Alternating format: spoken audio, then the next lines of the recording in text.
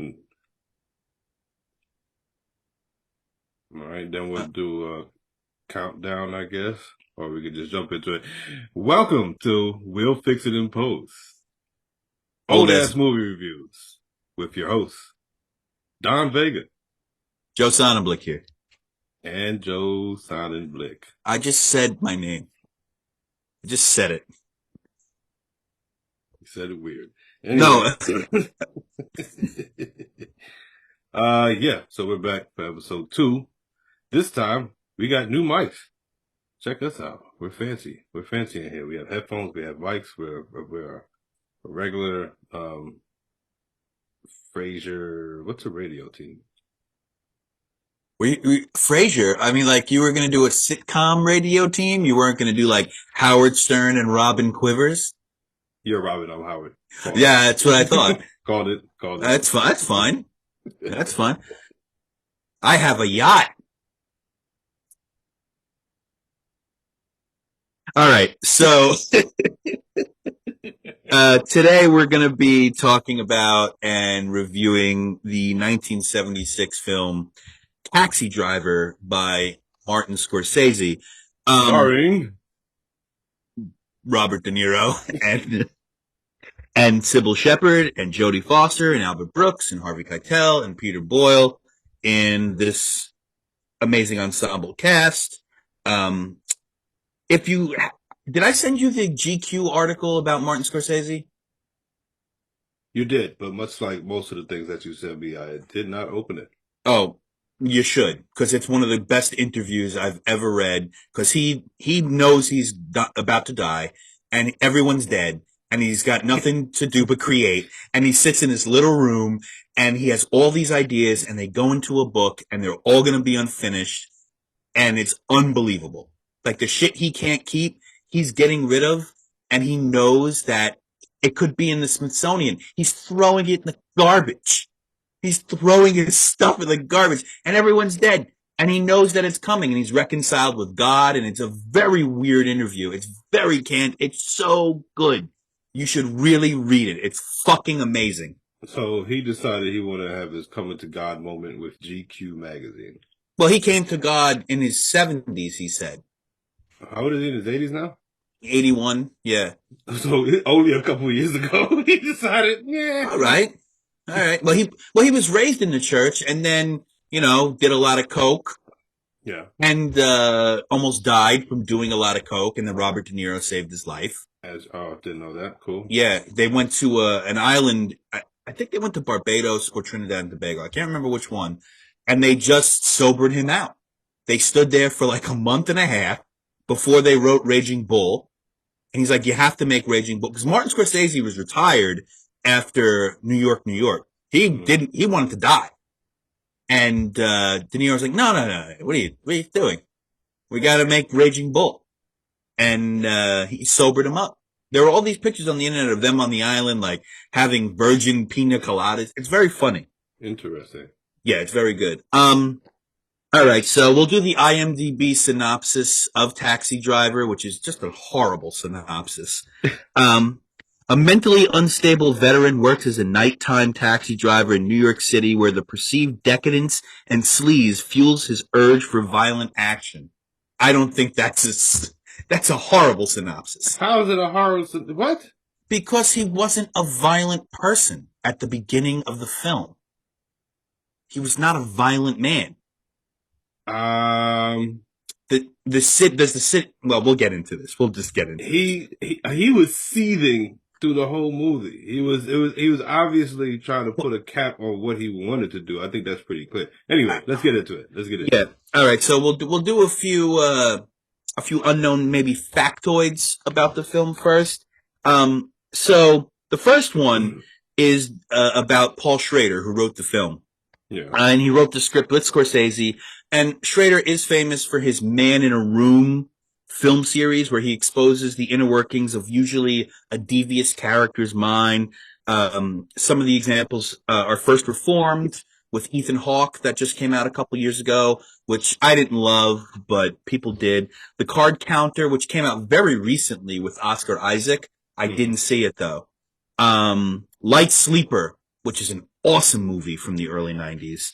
And Scorsese and Schrader would go on to collaborate on Raging Bull, which is, in my opinion, the greatest film of the 80s, an American film.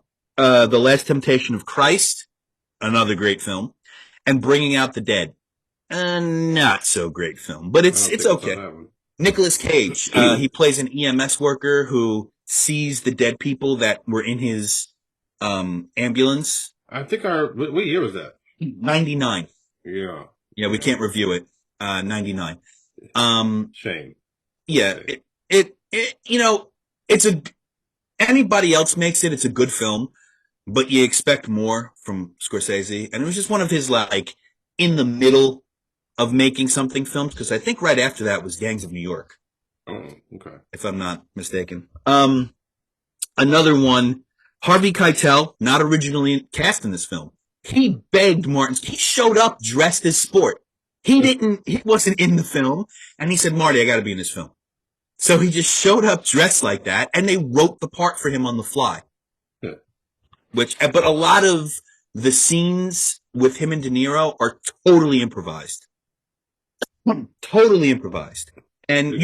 you can see it when, uh, De Niro says, I'm hip. And Keitel goes, brother, you don't look hip. And they just stare at each other and they just almost laugh I do remember that one. Yeah. because it was totally improvised. This is Bernard Herrmann's last score, before he died. He didn't even get to see the picture completed. He died before the picture was completed. Scorsese said he didn't ask much of Herrmann. When seeing the picture, he noted that Scorsese made New York a character more than a setting. So that's what I went for with the score. Herrmann did the score for Hitchcock, a lot of Hitchcock films, Oh, Vertigo, North by Northwest. that wow. Yeah. That makes sense. You can kind of hear that. Psycho, I believe, too, if I'm not Mm, mistaken. Herrmann also did the score for Citizen Kane and The Day the Earth Stood Still, which is one of my favorite scores ever, The Day the Earth Stood Still. I have it on vinyl. It was I paid like $75 for the vinyl of The Day the Earth Stood Still. It's fucking amazing. nerd. Yeah. Jodie Foster's mother was on set the entire time. She's only 14 when this came out. Playing When a she, 12-year-old. yeah, when the film was made, but she made her debut 4 years earlier, and she was also in Scorsese's Alice Doesn't Live Here in 1974. Alice Doesn't Live Here anymore in 1974, which is a good film. A good film. Hmm. De Niro actually got his hack license for this film. He drove around at night as a cab driver, and he would go into the Bronx and go into Harlem, and he would be a cab driver at night for like 6 months. So he method murder?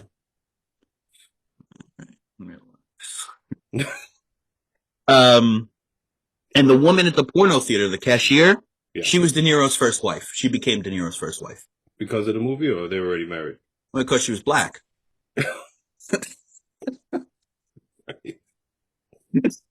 No, All right. but because of the movie. Cool. That's the movie. I mean, we're probably gonna have. I don't even know how to edit. Do you know how to edit? I think you're gonna have to figure it out, buddy. Yeah, it's just gonna be. That's just gonna be in there, and we're never gonna get monetized. Yeah. So let's get into the film. Everything about the opening sequence is Hitchcockian, as well as heavy on Fellini style of cinema, Yeah. borrowing from Sergio Leone with the eyes from The Good, the Bad, and the Ugly. What are you doing? You're sharing a screen, and there's Taxi Driver, and he's sharing the screen. Why are you doing this? So that I on don't the understand. video, people could see it. Oh, there's Taxi. Oh, I guess that makes sense. I guess it makes sense. Plus, it makes sense. I don't know if it makes sense, but Sergio Leone, The Good, the Bad, and the Ugly Eyes are prevalent throughout this whole film, and a lot of tight shots on faces, a lot of tight shots on eyes, and then the slow motion pan in to show his discipline, how he wants to be accepted, Hmm. and then when he goes into the cab stand for the first time, and there's that overhead shot where it's of the boss's table. That's a Scorsese staple, that type of shot. And I think it's in the movie 5 or 6 times. And also would become a Wes Anderson staple, who Scorsese also called the best new American director, I think, after he saw Bottle Rocket. Didn't see Bottle Rocket. It's very good. His room is him. His room is him. That apartment, that slow pan of the apartment is him. Everything about it. It's sparse, but it's filled with stuff in certain places. It's really plain, but it's got this sinister quality to it. And there's like an intimate, tight shot of the room that Scorsese is super famous for. Um, and the cab is an extension of him as well. Did you feel that? Did you feel like the cab is him? Yeah, I would say so. It had a certain creepy emptiness to it. Mm-hmm. Um, Like there was nothing hanging on the dash, hanging off the rear view mirror, nothing like yeah. that. No, no, and like especially back then, you would have like cool shit like a adorned tissue box on the dashboard. You ever seen one of those back in the day? No, no, no, It no. would be like it'd be like hard plastic, but it looked like it's gilded and shit, like a gilded. I've never seen that. That's So cool. I mean, you've seen the you know those gel crown things they used to put yeah, in the dashboard, right? It'd be like yeah. that, but a tissue box. Oh, that's cool. That's interesting. Yeah. Um, I think at the very beginning when it's raining on his cab, the water is an extension of the streets, right? The outside of the cab. And he won't let that water infiltrate his cab. He won't let that disgust infiltrate his life, really. Cause he's so against water in this film. Like when the kids are, using Yeah. the Johnny pump, he's so against water in this film. Water, while it is cleansing, it's also cleansing if you take it in, not if it comes to you. You know what I'm Hmm. saying? So I felt that, um, Travis, the character, is probably socially awkward. He's got to be. I mean, Probably. well, all right, he is. Obviously. All right. He'd be I would assume he's a manic depressive with bipolar disorder. Or he just murdered a lot of people, but yeah. Yeah, could be. Could be that. Well, Might be I the murder. What murder? he's a great guy. Um, so the blurred out porno that he's there at the very beginning, Scorsese didn't want an X rating on it, so he had to blur out the porno.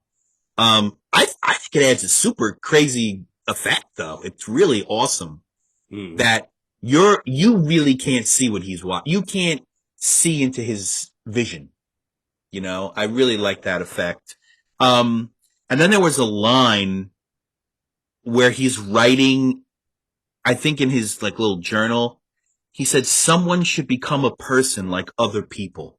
What an amazing fucking line that is. Someone should become a person like other people. That is, that could have been the tagline on the poster. Um, I also think people view Travis in an anarchistic way, but I see him as an outsider at every turn, not rebelling against the system per se, but he's rebelling against the workaday world because in his eyes it's all scum, you know? Yeah, I don't think he rebels against any system. I think he sees the system as extremely flawed and Mm-hmm. corrupt. Yeah. You know what I'm saying? And I think that also harkens back to his time in Vietnam, probably, Mm-hmm. you know what I'm saying, where he saw nothing but flawed, corrupt, disgusting, terrible things occur. Like I said, I joke, but it could be a matter of he didn't necessarily do terrible things out there He himself, saw them. but he saw terrible things. Yeah. No, I think it's very interesting to make him a disabled, well, not a disabled veteran, but he clearly has PTSD. Oh yeah. Clearly has PTSD. And when he's doing the push-ups and you see the scar on his back, You know, like all the moments that sort of hint toward he did or saw some fucked up shit, and this is how we treat our veterans. We just send them on the street, Yeah. you know? Um, Sidebar. You never saw Joker with Joaquin Phoenix, did you? I did, yeah. I saw this is my first time seeing this movie, Taxi Driver. I didn't realize there was so many callbacks to this movie in Joker. It was like pretty wild. Yeah, and De Niro's in it.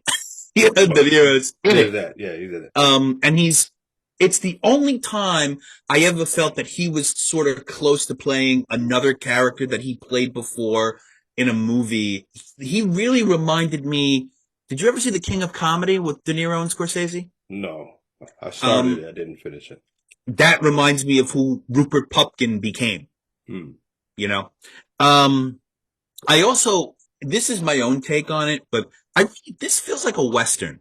This feels like one man and the city is every other being, and he wants to do good in this city, but the city is the thing that's corrupting him, or is he corrupting the city, or is he just a product of his environment?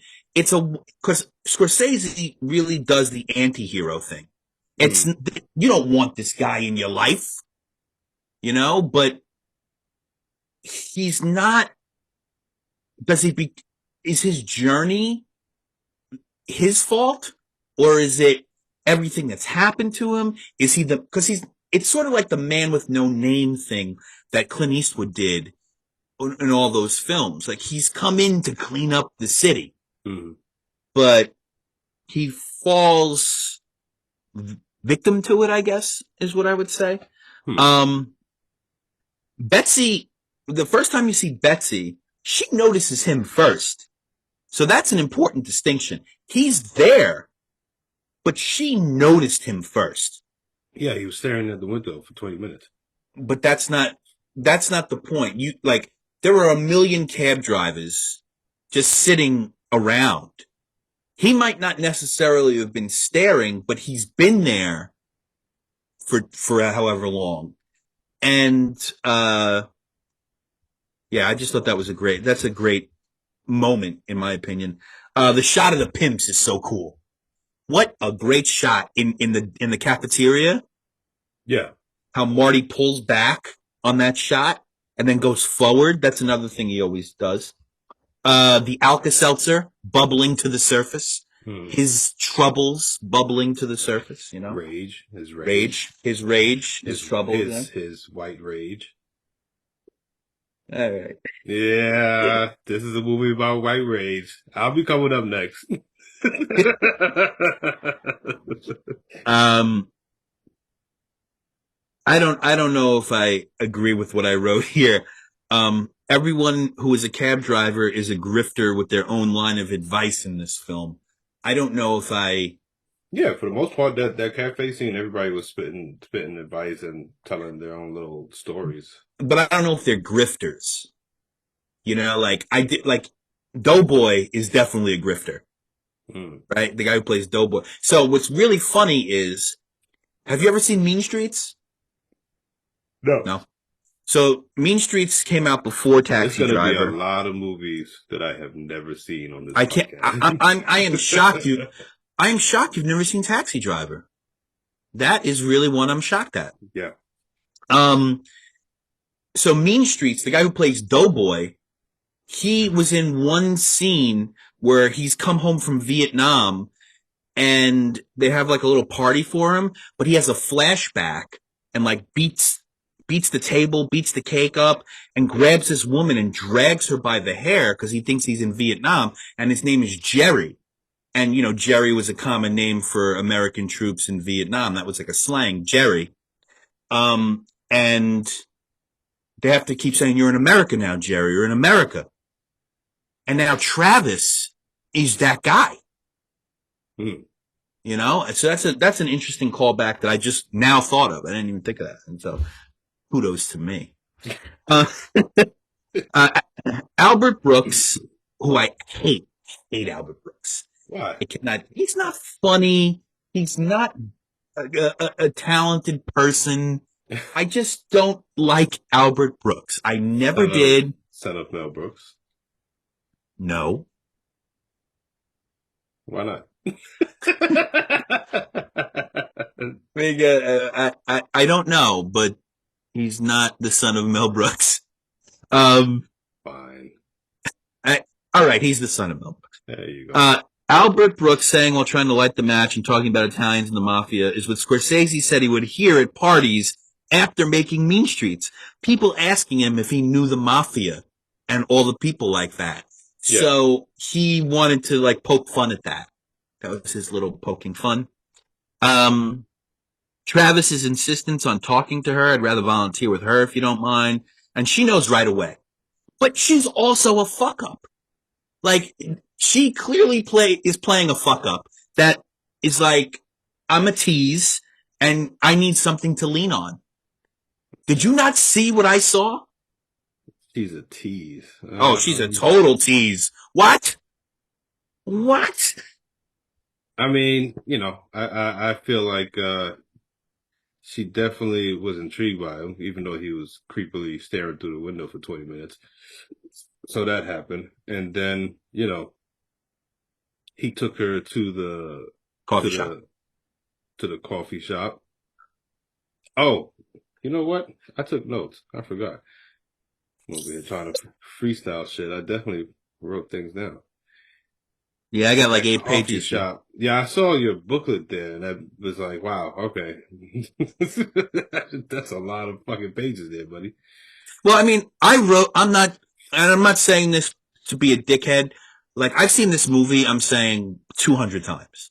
Okay. And I wrote half of this before I started the movie. So we're at the coffee Yeah. shop where they're getting breakfast. All right, so let me very quickly go over my notes because Go I forgot I ahead. wrote notes. Go ahead. So I'll just say, because we're at the coffee shop, Yeah, Travis is a great reader of people. yeah, He, I guess from the war and how he grew up, he's just a great reader of the human condition. Also, the use of symmetry throughout the film is unbelievable, especially in the diner scene where he cuts them in half with the napkin holder, the ketchup, and then Columbus Circle in the back. yeah, Really just unbelievable. And I was watching something the other day where I was like, totally influenced by this. Well, oh, Belly. yeah, yeah, yeah, yeah.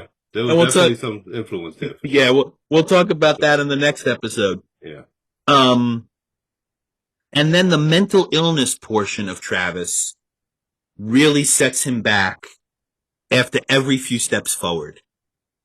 It's so jarring because when he talks about he has a piece of pie with American cheese, oh and then my God, that was in my notes. I was like, what the fuck is that? my dad does that. Is that some old school thing? I have It is. never heard It of that is. in my fucking. I wrote it down. I said, I'm sorry, what the fuck did he just eat? Black coffee and Mm-hmm. apple pie with a slice of melted yellow cheese? Yeah, that's What the fuck is that? that's an old school thing, man. I everybody who's ever done that in my life is 60 and over. Jesus Christ. First of all, I mean, I hate apple pie. Yeah, not a I think fan. it's disgusting. I like American cheese. And it's just not a flavor profile.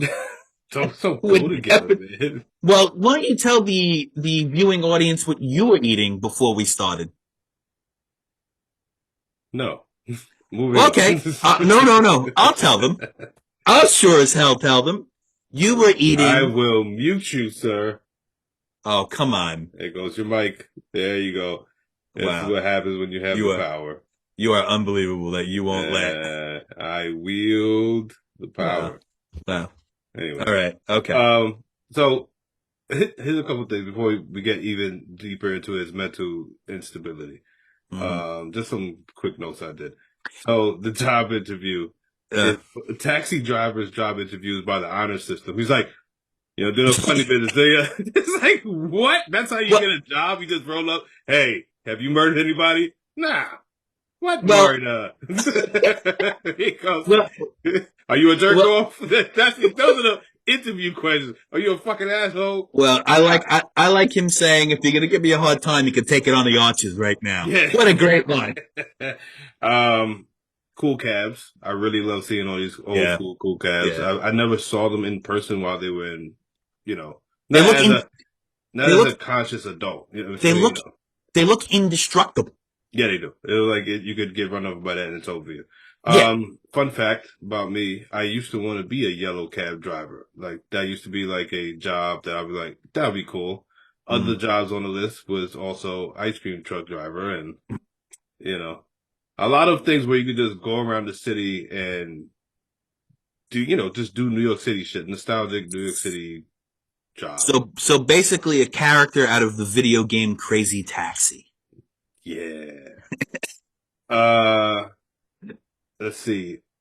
The first racial slur that gets used in this Mm. movie Mm-hmm. was what? It The very was first racial slur to get introduced. Because there's others. There's more. But the first one. Mau Mau. Nope. And I can't believe you actually said that. Wow. Wow. Well, you're asking me what the slur was. Wow. Wow, man. No. The But, first wait a minute. You're asking me what the slur was. You could have said what is it reference to? There's a whole bunch of I ways you guess could I have could went have about that. skirted around that. I You guess didn't I could have have to skirted around that. you didn't have to say that. Oh, I've actually never even heard that one before. neither have I. That was a new one. So you made it up. No, no, no. It's in the movie. Whoa. It's in the movie. You're making up slurs on air. No. Oh, I mean, we could just delete this. No, but back. No. No, The what's the first first one? spooks. Oh, yeah, yeah. That's the first one. Peter Boyle says that, right? I didn't write that part down, so I don't know. I just put spooks yikes. That's what Yeah. I'm pretty sure it's Peter Boyle though. That makes sense. Yeah, yeah, He yeah. said a lot of inappropriate things. Yeah. His first cab ride, is that Tony Bennett in the backseat? I was No, like, holy no, shit, it's Tony Bennett. no. Oh, Come well, on. with the guy with the hooker, you got away. You got away. That guy was good. Every passenger is fucking great in this movie. Yeah. Yeah, no, I thought somebody famous, and then I looked them up, and I was like, nah, it's a New York character So actor. Tony Bennett looks like. Um, he, I'm catching us all the way up from my Go notes ahead, go to ahead, the cafe. go ahead. He tried to holler at the jerk off theater concession stand lady, who he said then became his wife in real life. Mm-hmm. That was uncomfortable. He got a lot of shit for $1.85. He had 3 candies, an RC cola, and popcorn for $1.85. Yeah. Do you remember the candies? Uh, Do you remember what candy fuck. he likes? He likes juju, No, no, no, no. jujus, He likes Chuckles. chuckles. I thought, and I almost wrote that down. It looked, I could look at it, but he didn't. Did he say the word chuckles? Yeah. He said, all right, get it, cause like, then he gets embarrassed and Yeah, he's just, and that's where another overhead shot comes, where yeah, yeah, all the stuff is laid out and he throws the money and it's this beautiful overhead shot. yeah. But I had for the city job that I work for that I won't mention what it is. Mm. My trainer, he older guy somewhere in the 60s, loved chuckles every day. Had chuckles. It's not, I had Chuckles like when I was very young and it's just like, well, whatever. Whatever. Like all those fruit based candies, Yeah. it's, I don't think why you can would, really call that fruit. I think no, you, those flavors are colors. This is red yeah, flavor, yeah. purple flavor. You're not wrong, but Yeah. like, why would you have those when you could just have chocolate? I like gummy stuff. Anyway, moving on. Really? Not a candy podcast. That's our Yeah. other show, man. Yeah, so this was his first day of stalking. He was he stalked Jodie Foster for a little bit, right? Just to see what she was. What was that the scene or was this later? Later. It was No, a little first day later. of stalking. Okay, first day of stalking where he pulled up to the campaign place and the guy chased him off. That was that scene. The Brooks. Yes, yes, Right, yes. right. All right, hanging out in the Pimp Cafe at night. He walks to the cafe office, does the personal stalking and creeping. He bags the Betsy lady. I'm sorry, what the fuck did he eat? Black coffee and apple pie with a slice of melon. Well, it is such a weird flavor profile. Like it's not something I would ever go like. Do you like putting like cranberries in a salad with like grilled So chicken? the only thing, ooh, no, the only No, thing I could that's even close to that is guava and cheese, which is a very Latin I American thing. yeah, Linda does guava Yeah, and cheese guava occasionally. and I I cheese. I, I don't I don't Those go dislike together it. though. You know what I'm saying? I don't dislike it, but again, I guess I didn't grow up with it, so it's just not a flavor profile where I'm like, this makes sense. Yeah. But You know? melted American cheese doesn't make sense on anything but meat. Nothing but meat. Otherwise, what is it Yeah, doing I on guess it? I get It definitely doesn't go with fruit. There's plenty of cheese that no. does go with fruit. There's plenty of cheese. Yes. There's plenty of Goat charcuteries where you can have with grapes and fruits and stuff, whatever. But goat meat, cheese. Goat cheese and grapes is a great yeah, combination. yeah, definitely. All I right. just yeah, I don't get it. All right. So then up next after that cafe scene, we got the presidential candidate hops in his cab, right? Yeah. Well, that's Uh the switch. yeah, That's the switch. yeah, That's the real switch of now we're into Travis. yeah. Now, he knows what he says was super out of line and sounds absolutely insane because he will eventually have to kill what Betsy loves, which is this guy. Yeah. It's so insane what he says, but it's so memorable. I wish a fucking storm would come and watch this city. It's so He tells them, you know pointed. what you should do? You should flush this This city city down the down low. toilet. Yeah, the whole fucking thing. Yeah. Which I guess that was a crazy thing to say back then. Nowadays, not so much. Pretty. Well, at the time, it was a year before the headline in the Post or the news. Gerald Ford's New York City dropped dead because we were bankrupt. Yeah.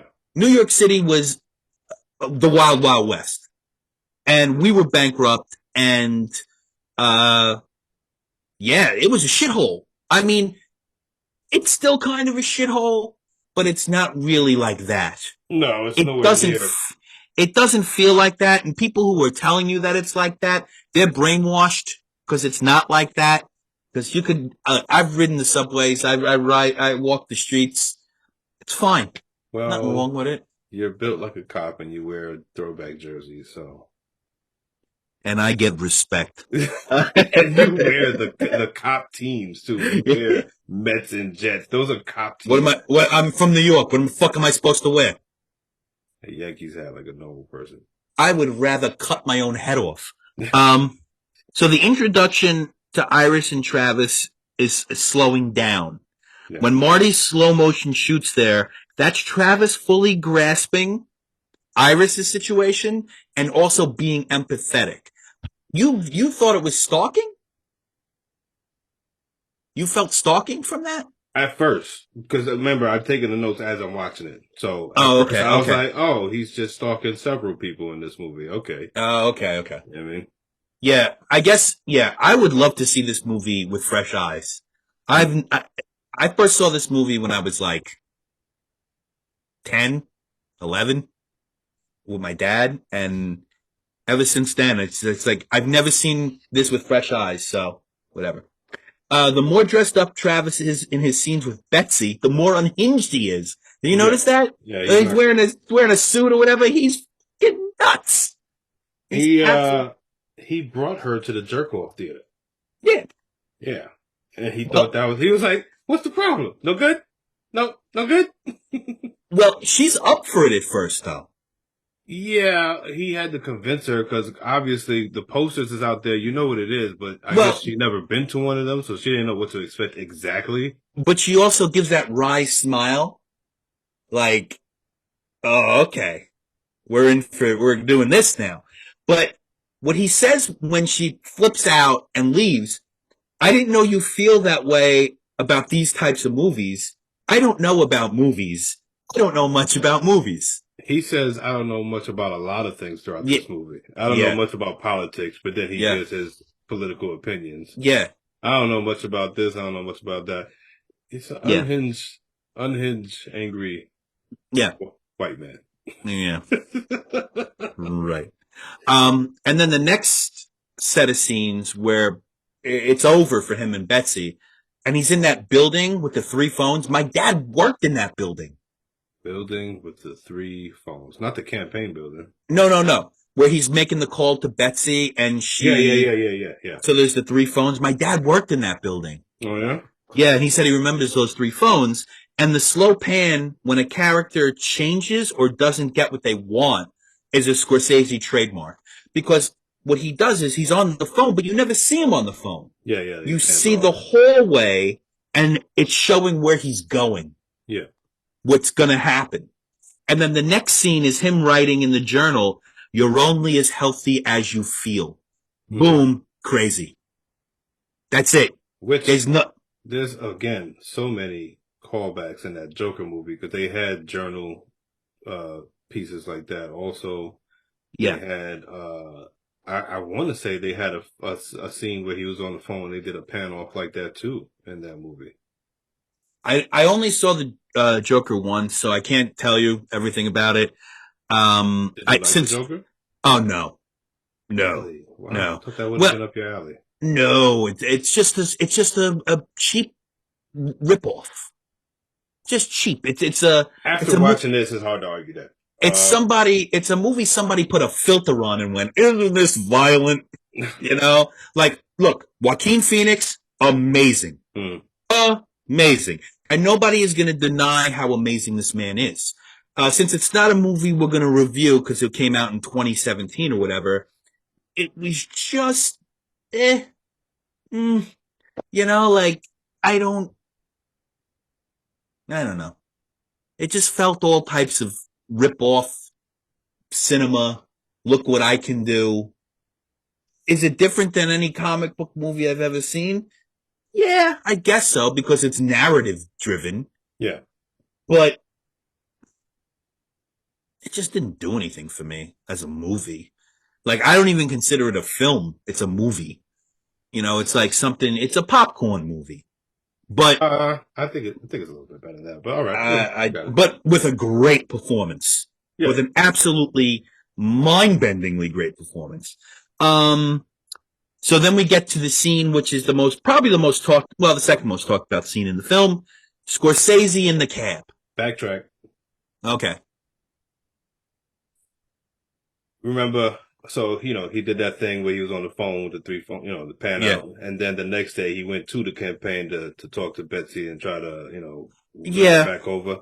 Yeah. Remember that karate stance he did on Brooks?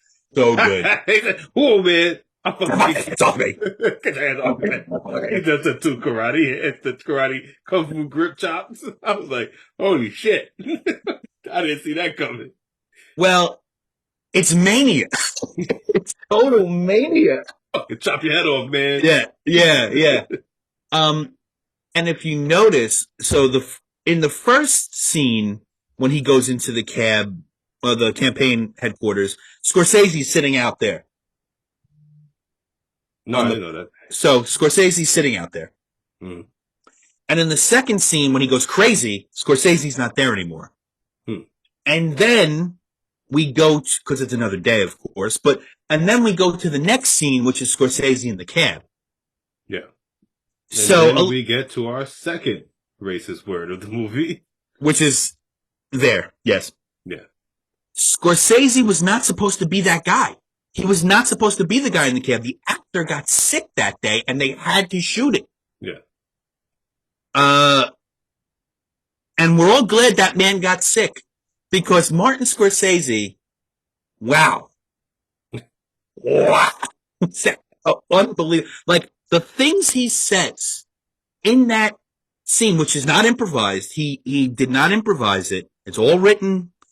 Um, about the 44 Magnum. You see what it could do to a woman's face, fucking blow it apart. You see what it do to a woman's pussy. That you should see. That That you should see. was What a 44 Magnum could do to a nuts. woman's pussy, that you should see.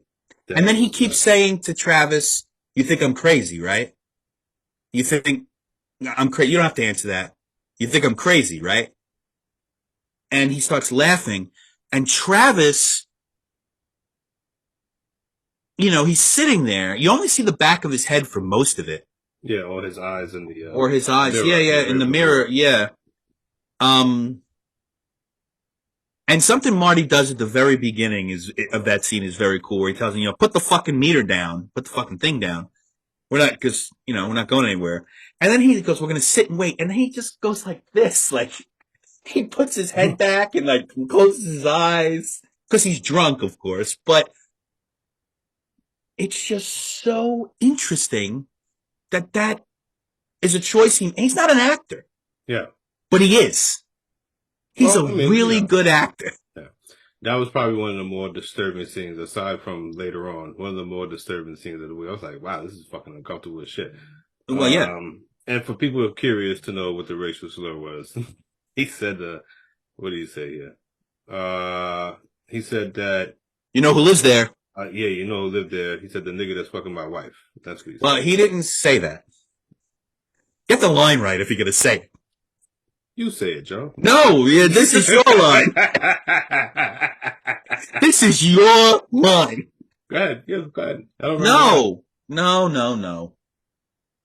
He says a black man lives there. You know who lives there? You wouldn't know who lives there. But do you know who lives there? A black man lives there. Except they didn't say black man. He said the word you said. Which was everything bagel, pastrami, and cream cheese is what he was eating before. Son of a bitch. Disgusting. Yeah, so that's the second one. And then we roll into a lot of uncomfortable conversations and slurs, like well, the next few scenes. If you notice, the next time he's in the diner, everything becomes louder. Yeah. More visceral. Travis is now seeing out of his third eye. And that third eye is violence. Now it's violence. Mm-hmm. The switch, when, take your fucking hands off me. The guy in the cab, Palantine in his cab, all of that is now, boom, we're in this, and then Travis seeks the elder's wisdom in Wizard, but rejects it. And the lighting during that is straight out of an Italian horror movie. Like, it is so saturated in red and so saturated in white. It is insane how bleak, but yet colorful it all is. Because Wiz tells him, oh, you got to go get laid. Like, that's going to fix his problem. Yeah. And then we're watching this man eat peach brandy, sugar, milk, and bread. Yep. That's what we're watching. So everybody loves Raymond's dad. He said with Peter Boyle. Or Frankenstein and Young Frankenstein. Young Frankenstein. He told a story about picking up midget.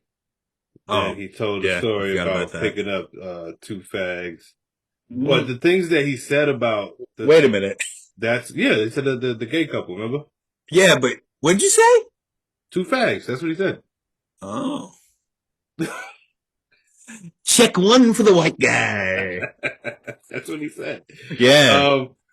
He said his story was so oddly progressive and not at the same time. It was like for 1970 fucking 5 or and then everybody's like, yeah. He was like, because he said that the two guys were starting to have fool around in the back seat, and he said, "Hey, man, don't do that here. Don't do that here. Do it in the privacy of your own home." And he said, "Listen, you do that. God love you. Home." God love you. He said something like, I don't care what you do. There's nothing wrong with what you're doing. God loves you. God loves everybody. If they keep doing that, I'm going to have to come back there and start knocking heads. Yeah, he said, but you can't do that back here. He's like, they started allowing people to marry in California. He was like, they're living in the future. Yeah. I was like, holy shit. And Doughboy was the one who said that line. Yeah. He's like, California, two gay guys get married, and if they break up, the other one has to pay the other one matrimony. Alimony. Yeah. And they go, and Swizzer, it's like such a it's a meathead progression. I deal with that on a regular basis. I've told you about my cigar Mm-hmm. friends that I smoke with and stuff like that. And these guys are in their 50s, 60s. It's the fact that they will say something ignorant and then correct themselves in the same conversation. It's just it's so funny to see that people know right from wrong. People know, Yeah, you know, that something is sure, nonsense or not that big of a deal, and sure, you just turn it into a big of a deal for no fucking reason because of your own self-esteem issues and cultural, sure. social qualms. So it's very interesting to actually see that portrayed on film where somebody could at the same time say something so foul, but was very Right. commonplace to say fags back then, but also be so progressive and Apparently, forward thinking and being like, yeah, sure, they should get married. Who cares? There's nothing wrong with that. apparently, it's becoming commonplace on this podcast too. Um, so then he hits Jodie Foster with his cab in the next scene by accident. And, the girl that's with Jodie Foster when Travis hits her was a real hooker and a real junkie that they knew. And she died of an overdose, I think, 2 years after the film was made. Okay. Yeah. Um, and then clearly the scar is from war, Yeah. we talked about. And then the scene with Easy Andy with the guns. So that kid was a friend of Scorsese's, a well-known heroin addict, and a well-known like village um celebrity, like a debutante of the village. Yeah. Um, and Marty did a little like 49-minute documentary on him called American Boy, which I think came out in like 75. Or maybe it came out after this. I'm not sure. And Andy died not too long after, I think the early 80s. I think he passed away. Mm. Um, but it's not a very good documentary. You don't really have to watch that because I really don't care about Easy Andy in his real life and all that. But this character that he played, talking about how he talked about the guns, how he talked about the holsters, and at the end when Travis picks all the guns that he's going to use for his arsenal, which is him becoming more obsessed with guns, and he's like, "You want drugs, dope, uppers, downers? I get you a Cadillac, no pink slip." So it's so funny. Like the New York grifter, the New York criminal. It's almost like the guy pulling the trench coat open and Yeah, all yeah, the yeah. guns and all the things are there.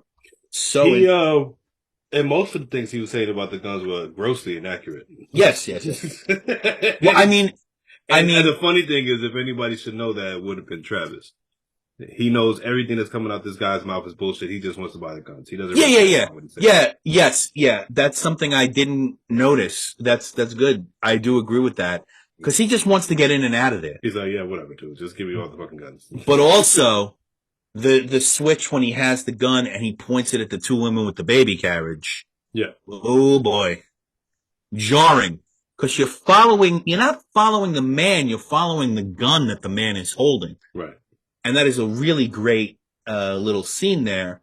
And then it's full-fledged, we're out there, when he does his "listen you fuckers, you screwheads," and De Niro fucked that up. Oh, well, backtrack. No, good. We had another slur that was with the gun dealer. He said, Oh, yeah, yeah, yeah, he yeah. said Jungle Bunny. That's what he said. Mm-hmm, mm-hmm. All right. He sure did. So we're at like 4 or 5 so far. It's a lot. And then It is. And then he says, "Listen, you fuckers, you screwheads," with that important voiceover where he's like turning around and he's building the guns and he's like, he builds that thing where the gun comes out of his fucking shirt sleeve. Yeah. It's so good. He built a fucking Inspector Gadget. Yeah, Shit. yeah. I mean, because that's military ingenuity. That's what that is. I mean, yeah, I guess that's weird. It's survival. It's survival stuff that they teach you. Like the strapping the knife to the boot, or that is that was at least an old Marine tactic. Yeah. For close combat.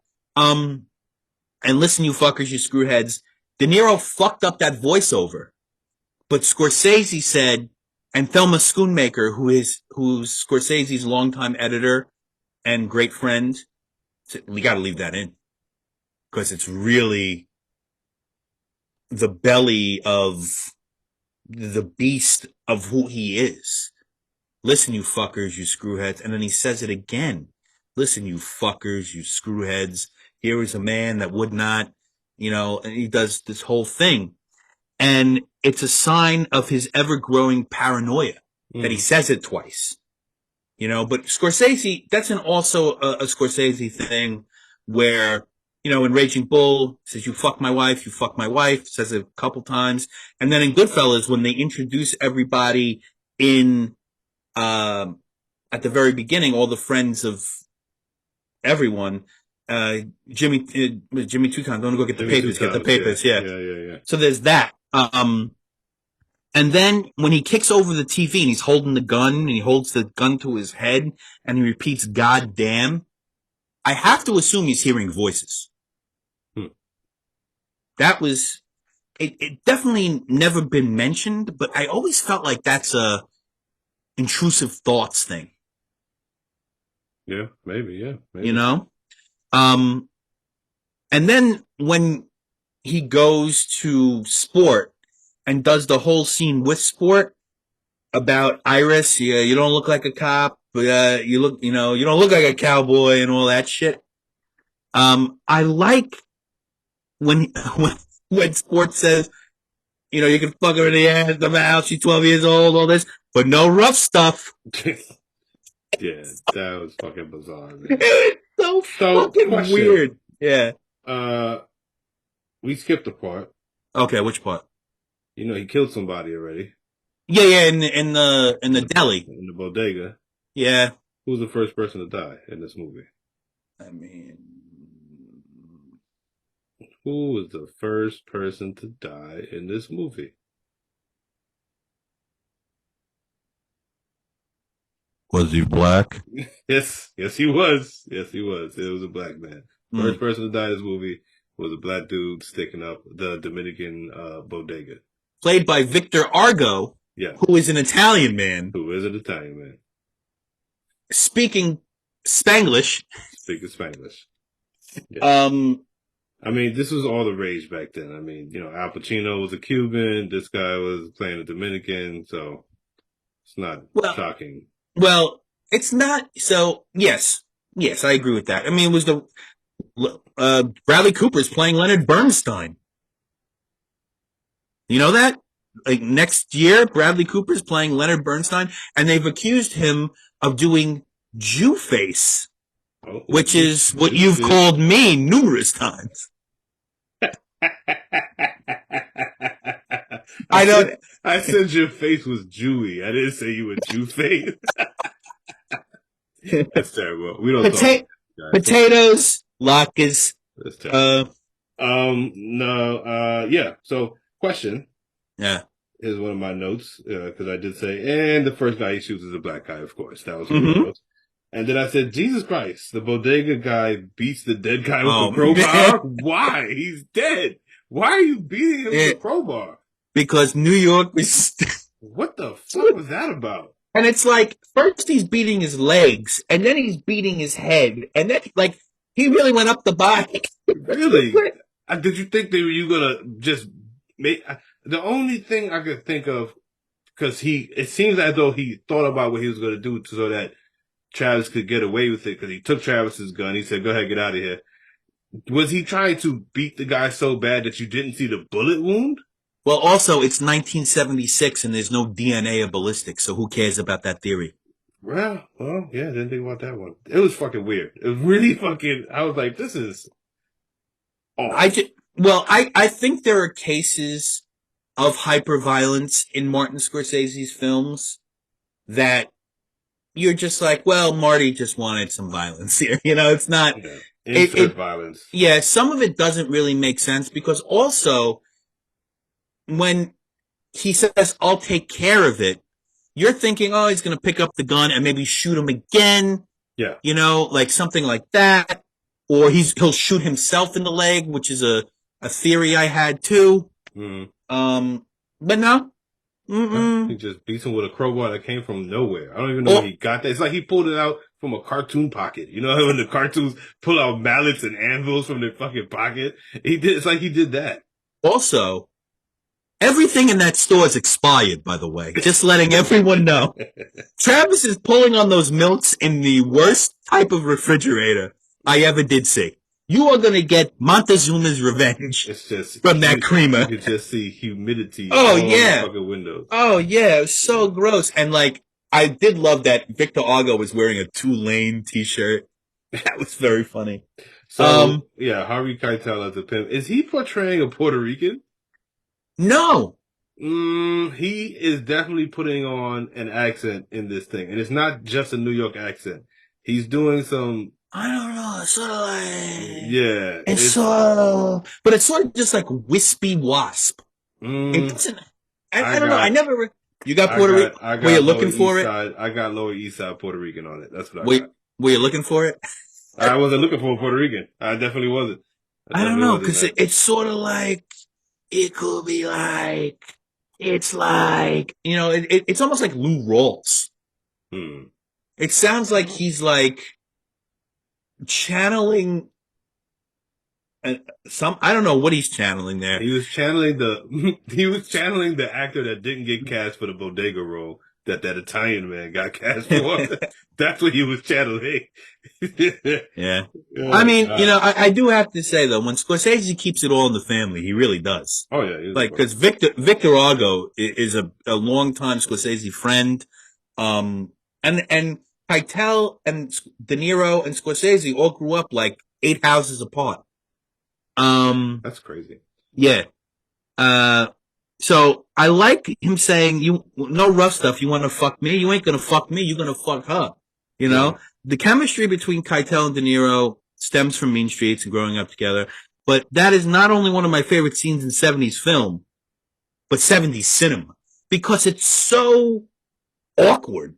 It's Yeah. such an awkward, like the meeting of two worlds, but the two worlds are sort of intertwined in their violence. The spinning camera when he's in the room with Iris is his mind moving right there on the spot, Hmm. you know?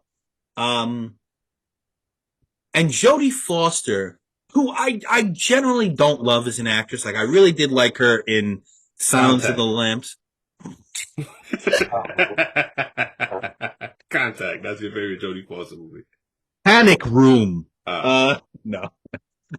She was great in Silence of the Lambs. She was great as in that series, Silence of the Lambs and Hannibal, which is an underrated film in my opinion. Another film we can't review because I think it came out in 2001. which one? Hannibal. Oh, Hannibal. Hannibal. Mm. Yeah, it was underrated. Um, I think she has good moments, Yeah. Jodie Foster, but I've been like hmm, enamored with her. And I get it. She's 14. I understand. She's not seasoned. Right. She's still pretty good for a 14-year-old actor, I would say.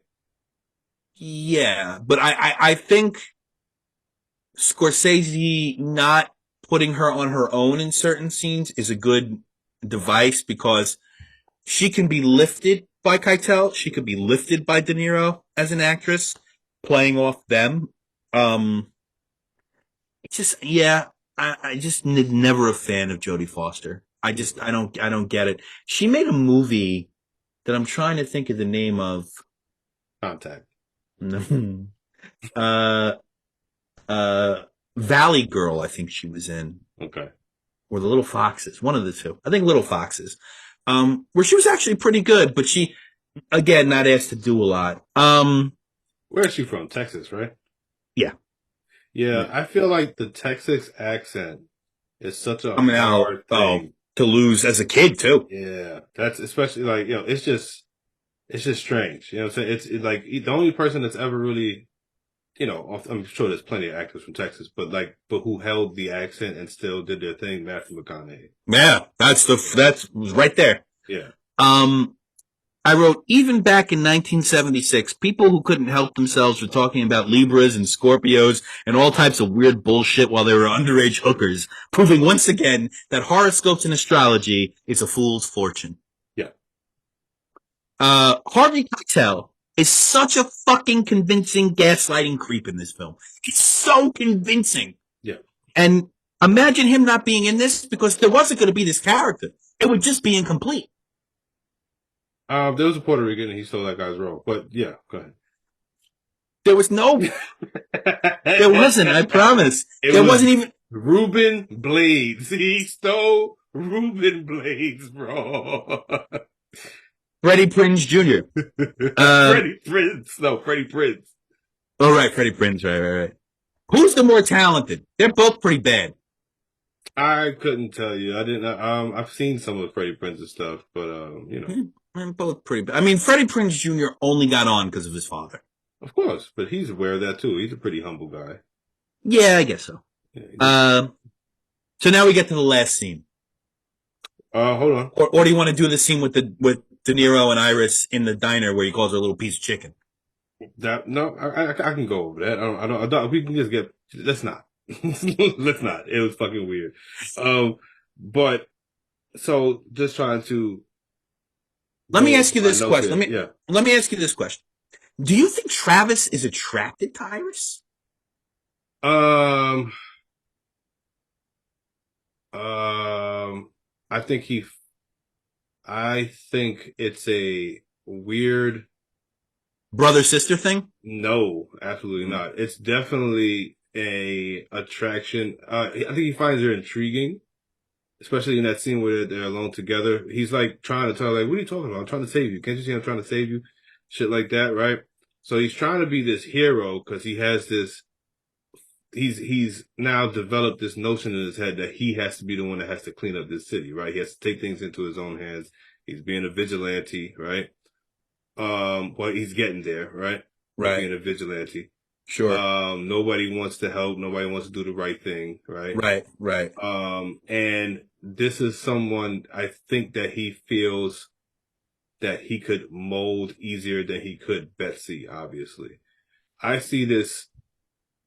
Grooming?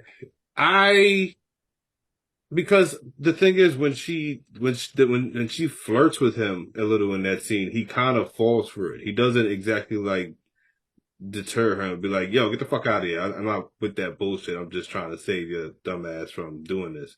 He doesn't Right. exactly push her away and be like, he's like, oh, you crazy girl. He's kind of doing shit like that. You know what I mean? He's intrigued by it. So he's not completely complicit. He's definitely not completely, innocent, for sure. And, it's fucking weird. It's a weird fucking scene. It's an uncomfortable scene. But I Very. think that that was purposeful because Scorsese could have easily just put in there that he said, was doing a straight man bit. It was like, get the fuck out of here. I don't do that bullshit. Right. But I think he left it up in the air on purpose to show that, nobody in this movie is perfect at all. Everybody's a bit of a scumbag, you know what I'm saying? Or a weirdo, or Sure. a creep, or, borderline something. Right. So yeah, I don't think, I think he was saving her. And I mean, obviously we see what happened at the end of the movie. I don't think that was Yeah. really a choice of his though, but if he would have saved her then and got her to bounce with her, he probably just would have had her around. You know what I'm saying? I don't think he would have got rid of her, sent her home. I didn't get that impression because just that bit of intrigue that he had about her gave me grooming vibes So or a false sense of heroic. You know what I'm saying? So like, yeah, some pimps think they're saving their prostitutes. It's not always the same, you're gonna do this because I'm gonna beat you up. Some of them actually have convinced themselves that they're saving people sometimes. I I think this is the very yeah. So your grooming theory, I think, has a lot of water to it. Um, but I also feel like this is his one chance to do good in this city. Because also another note that I put there, I was like, okay, so he wants to kill a politician and a pimp at the same time. What's the difference? I suppose.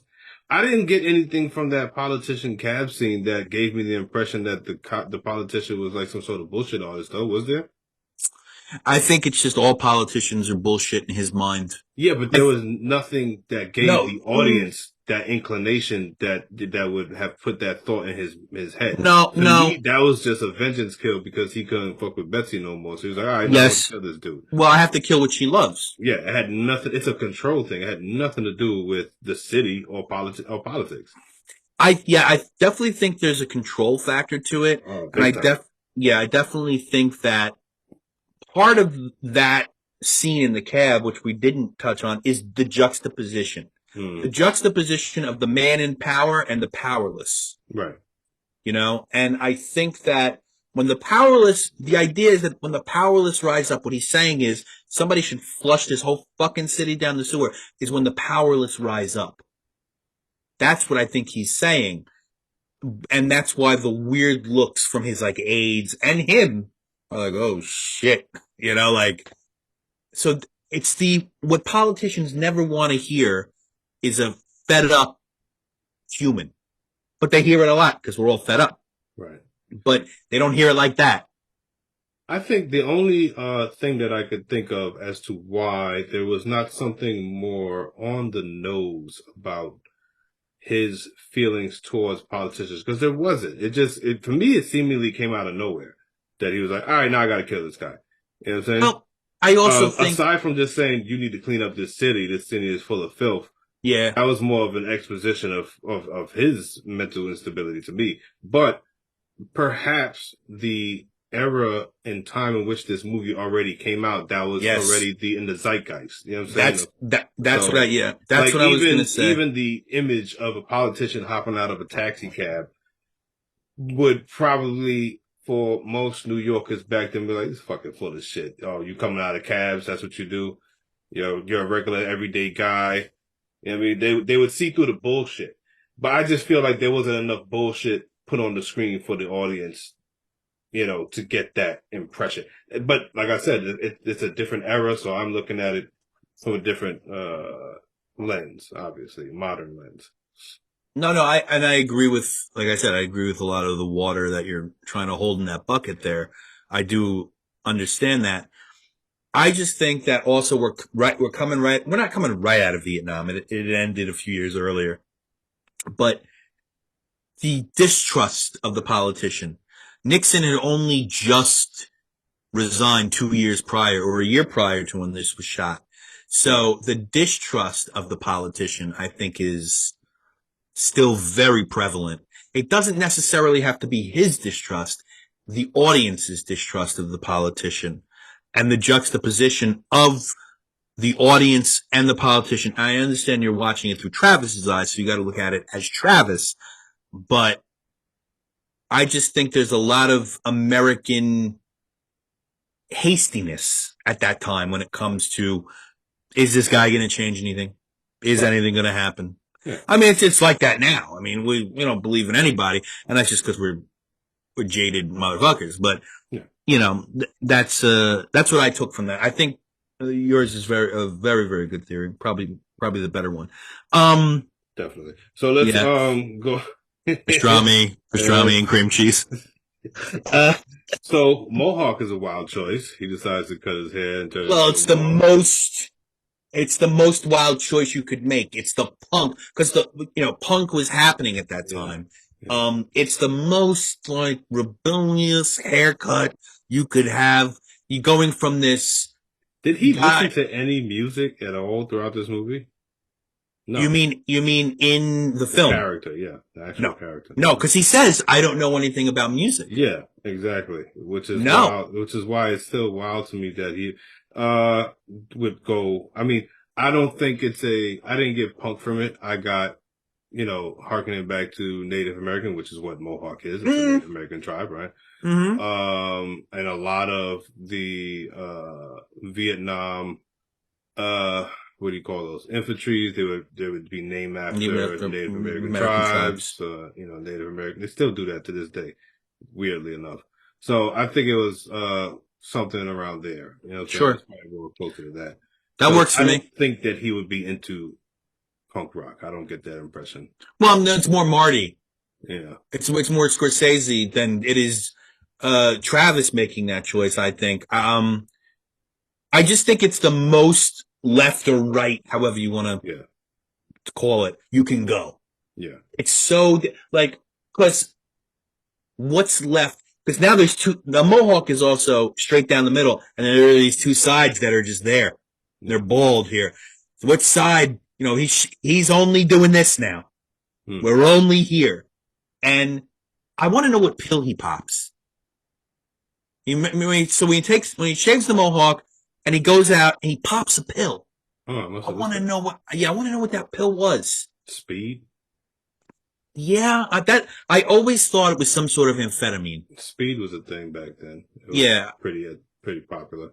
I always thought it Um. was some sort of amphetamine. So yeah, he does. Let's see. He does the mohawk. He goes back to Harvey Keitel playing Ruben Blades, and for some reason the pimp doesn't recognize him, which is wild to me. Yeah, that's You a. can't have a conversation a foot apart from each other's face, and then he comes back the next day with a mohawk and be like, "Who the fuck are you?" I don't know if it's the next day. I It don't know, but was that same week at okay, minimum. It was the same week, dude. okay.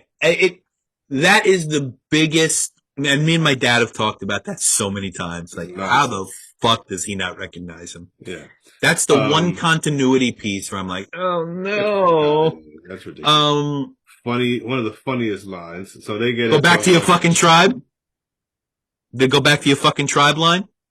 did he say that to him? Keitel said that to De Niro, which proves your It Mohawk does theory. prove my point. I did not. I don't You remember. missed that line? They said so many funny things, and then the one line that I The he Coney said Island, the horse? no, the one line that I like was right before Robert De Niro shot. He goes, "Suck on this." I was like, Uh, "Whoa, what?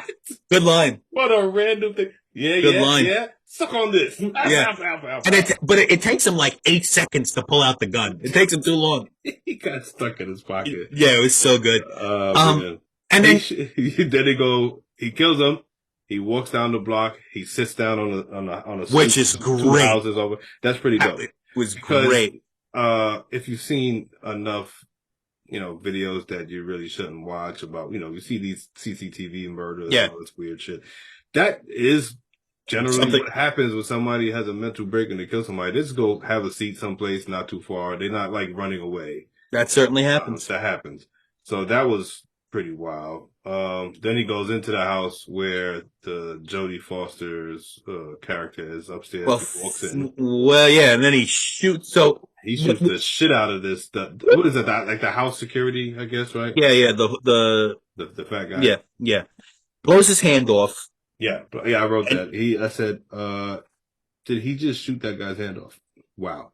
yeah, horrible looking hand, hmm but it's 1976, so you can't blame anybody. Also, if he just shot Harvey Keitel, why is he not shooting this guy at point blank range? He's at the same point blank range. So this is why I think it's an Italian Western standoff. It's that sort of like waiting. It's dramatic effect. I think Scorsese gets away with dramatic effect very well. I didn't like And this. then It made no sense to me. It really kind of threw me off. The fact that he, he got all the way upstairs with this guy whooping his ass and chasing him with a fucking shot off hand, and it took that long to actually kill him finally once you got to the second floor. I like that Keitel doesn't shoot him in the head, but shoots him in the shoulder. Yeah. And then he blows the shit out of him. He blows him away. And then you get the guy who he shot in the hand holding on to him with the other hand, screaming, "I'll kill you! I'll kill you!" Yeah. And then he goes into the room where that guy's on coke. Because yeah. I would have left. You shot my head off. I'm out of here. I'm not chasing you with one hand, dude. And then he goes into the room where Iris and the mafia boss are having sex or whatever. And he just blows the mafia boss away first. Blows him away. And then the hyper violence is him putting the gun to the guy's cheek and just blowing his brains out. Yeah. Absolute hyper violence. and Jodie Foster, who is now absolutely scarred.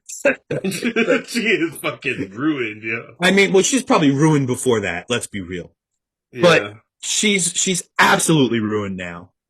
And De Niro's trying to kill himself, but you know, it's the old saying, man plans, God laughs, and he's still God's lonely man in this room with all the dead and this one, and it's very much religious, uh, a religious painting. It's Mm. very much that sort of very bloody Italian religious painting, from like the 1400s or 1500s. And then when she's on his side, it's almost like the Pieta, where Mary is holding Jesus. You said Pansera? Pieta. Oh, so you was Um, talking about the soup place. Panera. Panera. Yeah, Panera. Sorry. It's almost like a bread bowl. I'm sorry. Uh, no, it's Ooh, almost, I want soup now. yeah, I know you do. Pastrami and cream cheese soup. Uh, Um, and it's very, very bright blood, very colorful blood in the oversaturated, like Dario Argento, Suspiria, very bloody, very the thing is, red. I don't, I feel like you're making up words, and I can't tell, and I can't argue the fact, you could be saying real things. You might have I actually am. did some research. Well, no, I've seen Dario Argento's Suspiria many times. That could be your cousins. It's not, I promise. Or Fulci Zombie, you could use that too. I know the zombie. I know that word. Well, yeah, that's a drink at Blockheads on 33rd Street. They make um, it purple during Halloween. for the Avengers, please. Uh, uh, um, and then the very end. So it's supposed to show what an old, like the urban landscape can do to a person, and this is war. Okay, He went. 1 second.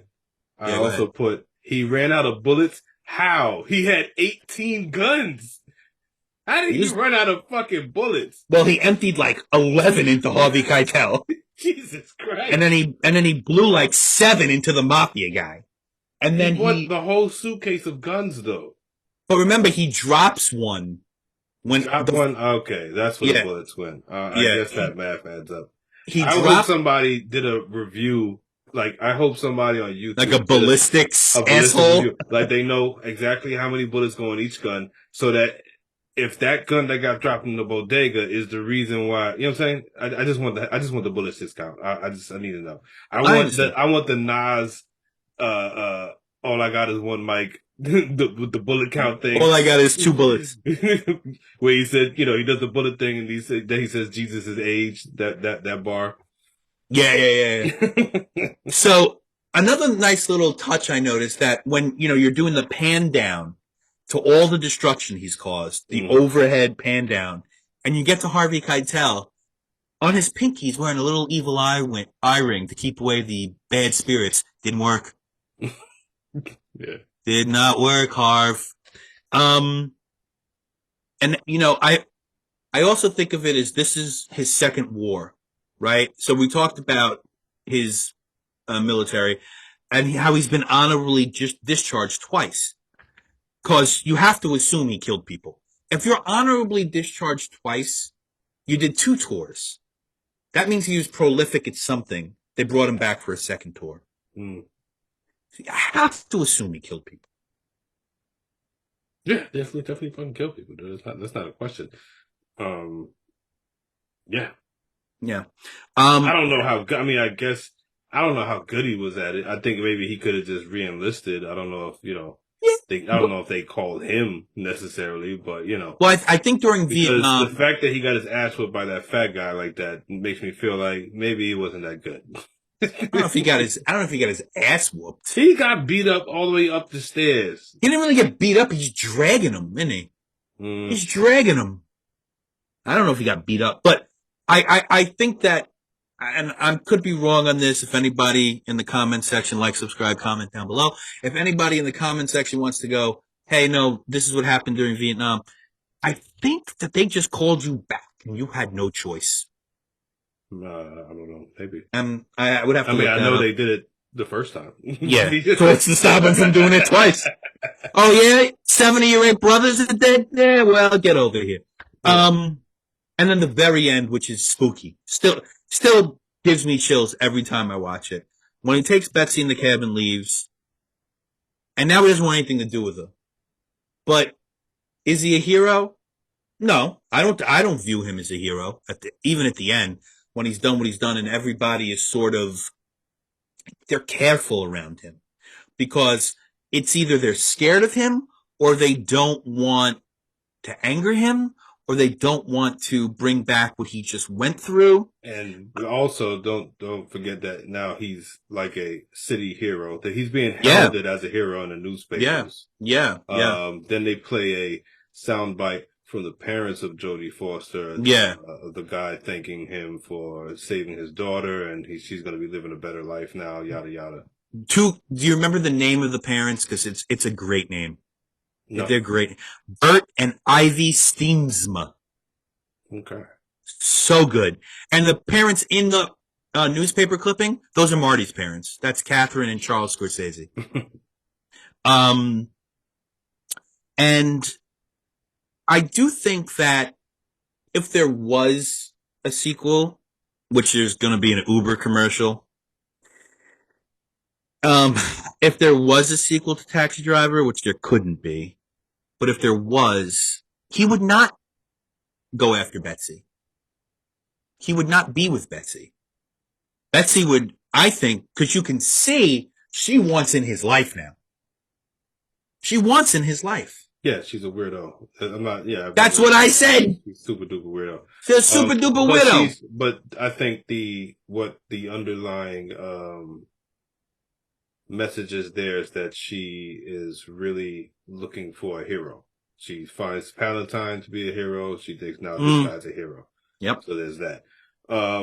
Triple homicide, and he's a hero. How the fuck? I don't care if You there wouldn't was get away with it. I a know. captured 12-year-old. You killed Uh, 3 people, dude. very violently. Extremely violently. Violently. And people saw you at that campaign rally pull out a gun. There wasn't a search for you?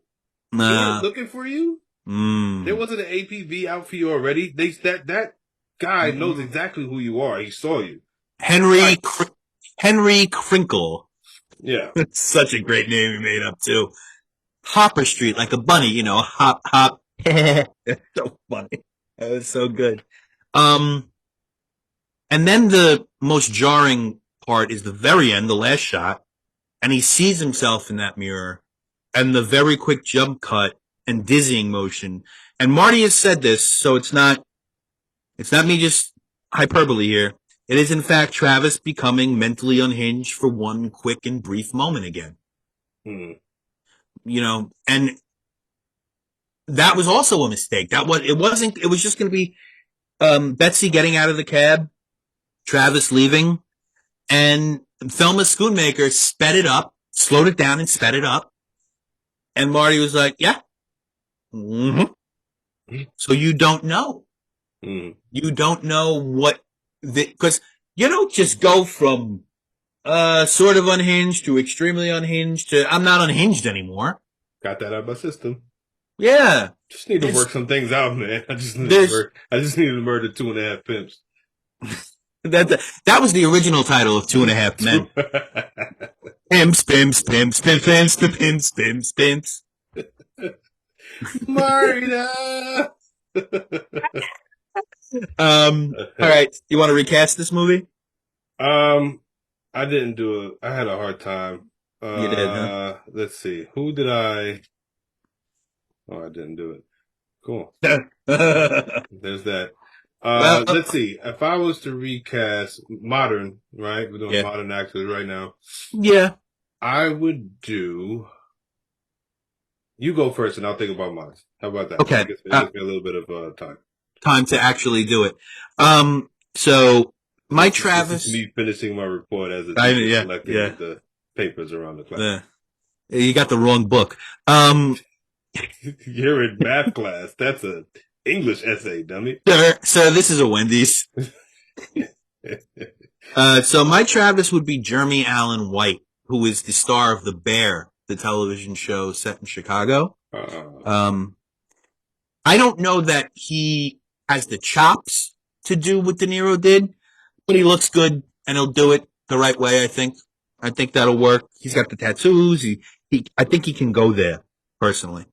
Um, my Betsy would be Jessie Buckley, who's an Irish actress. She was recently in the last season of Fargo, the television show, and she was also in a movie called Men, which was really good, and a movie called Women Talking, which was underrated in my opinion. She's a very good actress. I think she's got the chops to be Betsy. I don't know that. I also don't know that you asked Betsy to do a whole hell of a lot in this film. yeah. Um, my pimp would be Michael Imperioli, who played Christopher Moltisanti on The Sopranos. I think he could really do it. That would be my pimp. My So sport. you're going to recast the Puerto Rican as an Italian again, even in 2023. That's what you're telling me. Michael Imperioli is half Puerto Rican. Gotcha. Lucky bastard. Yeah. My Iris would be a young actress named Grace Edwards. She made her proper film debut in Wes Anderson's, Asteroid City that just came out. And I really there's a different spin for her because she is, half Native American. I would like to see her in this film. Um, I think she could play, and it would tie into the Mohawk stuff. It would tie into all that stuff. Um, yeah. All right. You got a problem with that? I guess not, man. You said bad words. You said dirty words. Uh, the man in the cab would still be Martin Scorsese. I'm sorry. I don't give a fuck. It would be old ass Martin Scorsese. Because no one else could do it. No one else could do that. My Senator Palantine would be J.K. Simmons. I like J.K. Simmons a lot for that role. My Doughboy, get ready for this, because it's an out there thought. My Doughboy would be Pete Davidson. Doughboy is who again? He's the one who tells Wizard that the gay guys can get married. Right. I think, yeah. My Charlie T would be Bokeem Woodbine. My Easy Andy would be Steve Buscemi. Easy Andy was which one again? Guns. Okay. And I didn't do Albert Brooks's guy. Oh, wow. Ooh. That one's harder because it's a character that's not really important, but he's in the movie. No, he's there. Yeah. But he's not important. I mean, he does nothing. Uh, hmm. I don't know. That's hard.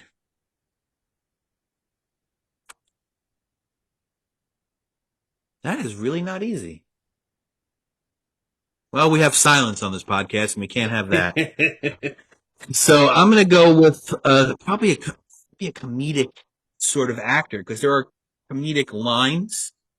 Do I want him young? That's the thing. Do I want him to be young? Because I've made Betsy Jessie Buckley, and she's in her 30s, late 30s, early 40s. Who's that idiot? That's Ted Lasso. Don Sudeikis. Yeah, him. For He which role sucks. again? For Albert Brooks's role. No. Yeah. Well, yeah. Jason Sudeikis is awesome. No. I want another unfunny Jewish man.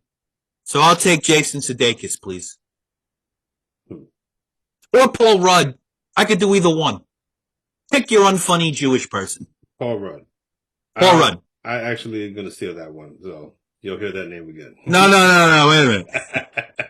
No, you already got it. You already got All right, Don. Give me the all-black cast of Taxi Driver. it. Funny enough, now that I'm looking at this, what I got so far, Yeah. um, only one person of not white here. Oh, all right. Wow. Look at what you've done. Let me see. I can fix that. Hold on, give me a second. Well, don't. Well, you can't because we've got another movie to review, and Let's this is see. taking. I gotta urinate. So let's go with all right. For De Tra- Niro, for Travis, I put John Bernthal. okay. Yeah. Yeah. Yeah.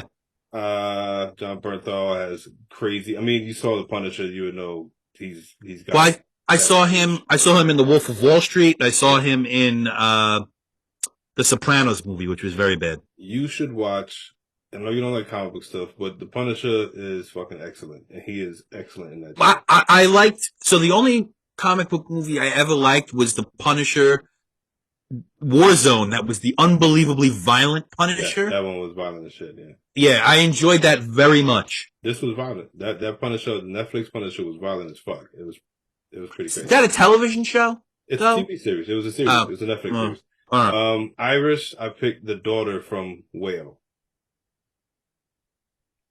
Daughter from Whale. I don't know that. Whale. What's Whale? The Whale. The Whale. Oh, the Whale. Yeah, the Whale. Oh, okay. All right. Yeah. Okay. For Higgs, which is the tall Secret Service guy. Oh, wow. You really went super deep Yeah, I did. I picked in John two Hopper. seconds. John Hopper. Who's that? Oh, John Harper. What's his name? What's the big guy who played, he played, Hmm? You don't even know your cast. he played, I just did this in 2 minutes while you were talking. You went too slow and too fast at the same time. John Harper, I believe, is the guy from, You know. what's that devil comic movie? The same one that the other guy with the big face played that was good with, huh? Hellboy. Oh, Ron Perlman. Right. And who played the most recent one? The other I don't big, know. I the never other saw big that face guy. shit. Who Pretty the sure, fuck wants to watch that? pretty sure it's John Harper. Who gives a shit? Let's see. John Harper. This is taking far too long. I don't think that's him. No, that's him. That's him. Next. Who else did I have? Oh, I put for Harvey Keitel's role of the pimp, I put Mark Anthony because he's Puerto Rican. What a bad movie you've made. That's pretty much. You've made a bad film. Yeah. That's it? Yeah. No, for Wizard. Oh, I didn't do my wizard. My wizard's great. Do your Wizard. Dave Chappelle. Wow. You don't like that? Sure. Wow, Man. I thought that would be great. You're crazy. Yeah, he's a good talker. So yeah. I went with Ray Romano. Yeah. That's what I went with. You ever notice how Deborah. Yeah, yeah. Fucking idiot. What a fucking with idiot. Brooks, I picked Paul Rudd. That had nothing to do with your pick. I already had picked that. Definitely not. For Betsy, I picked J-Lo. I didn't pick J-Lo. I just said it. Oh, okay. I don't know why I said it. Now, you can't criticize Dave Chappelle if you put J-Lo in your movie. And Mark Anthony. That wouldn't even be a movie. No, Mark Anthony plays a weirdo real good. I know, but I'm saying they wouldn't get along. No, they get along now. They're great co-parents, from what I understand from I'm talking Star Magazine at the Mm. supermarket. They found Batboy. Go ahead. Yeah. So Wizard would be Ray Romano or redhead dude. Well, Bill Burr. All right. Yeah, Bill Burr. Keep going. Yeah, Betsy. Let's do.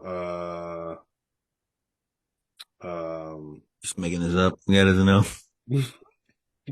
Pulling this out of my ass. You gotta know what's going on. It is. What's her name?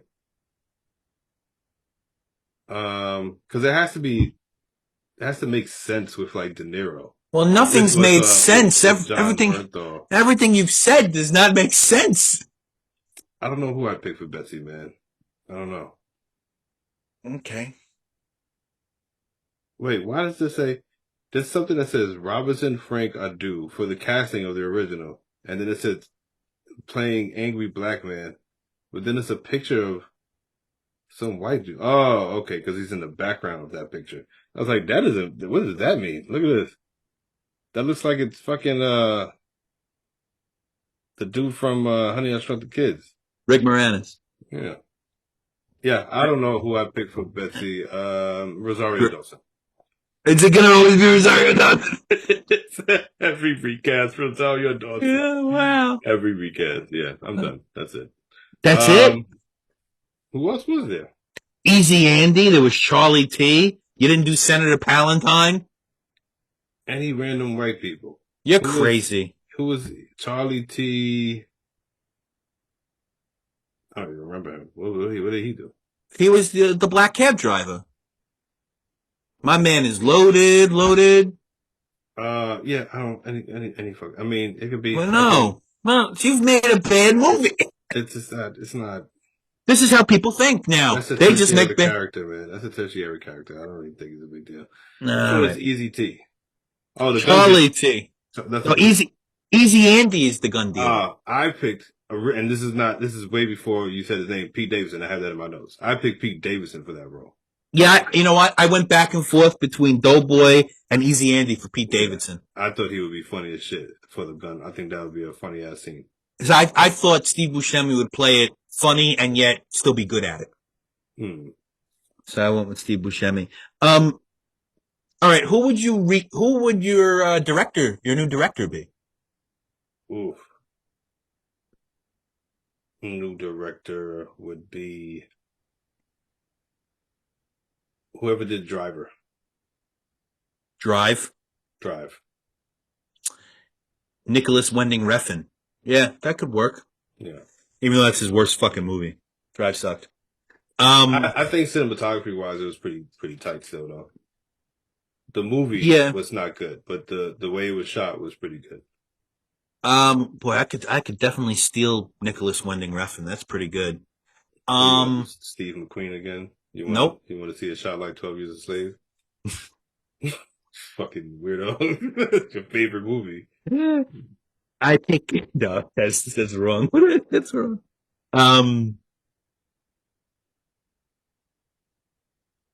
I'm gonna say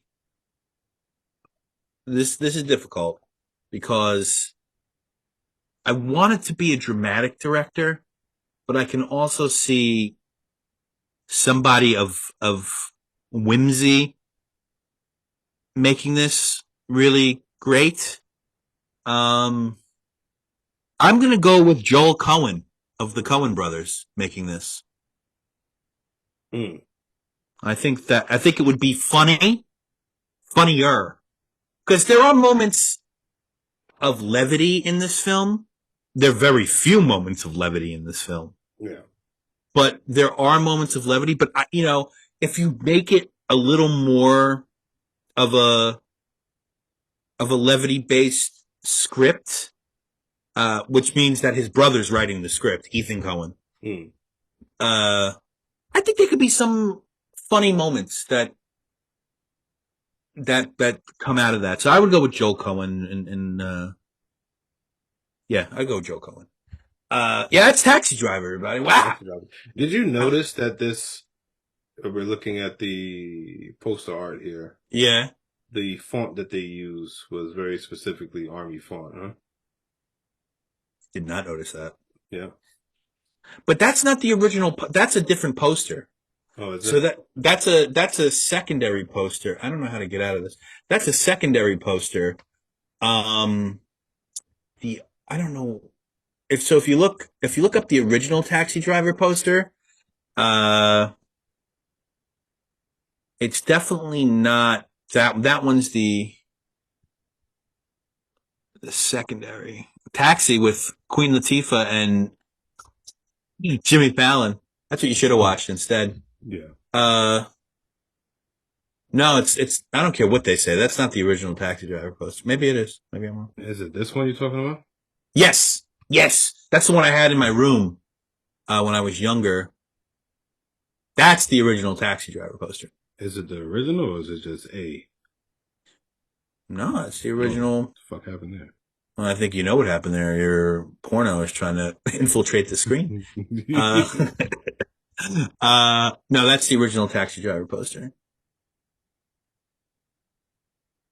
That one I don't like at all. That a real one? Oh, it's a German one.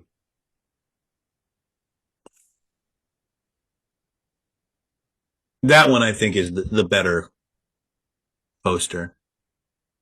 You know, Really? God's Lonely Man. It $1,200. well, it's the original. Holy fuck, man! That's the original. How much would you pay for that? I wouldn't. I would. I wouldn't. I did. Well, not that one. I think I bought that one, the one I had on St. Mark's for like $15. It says here, Jodie Foster is in the box. On every street, in every city, in every country, there's nobody who dreams of being a somebody. On That is a every street. horrible Yeah, that's not what it tagline. says.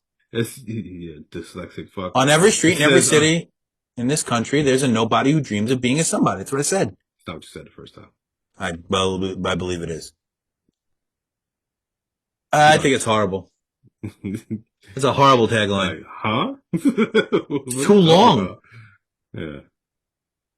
And Sybil Shepherd was really coming off the Last Picture Show from '73. So she was supposed to be America's next big thing, and it never happened for her. Hmm. Interesting. Yeah, that's All right. Taxi Driver, That's everybody. Taxi Driver. We did it.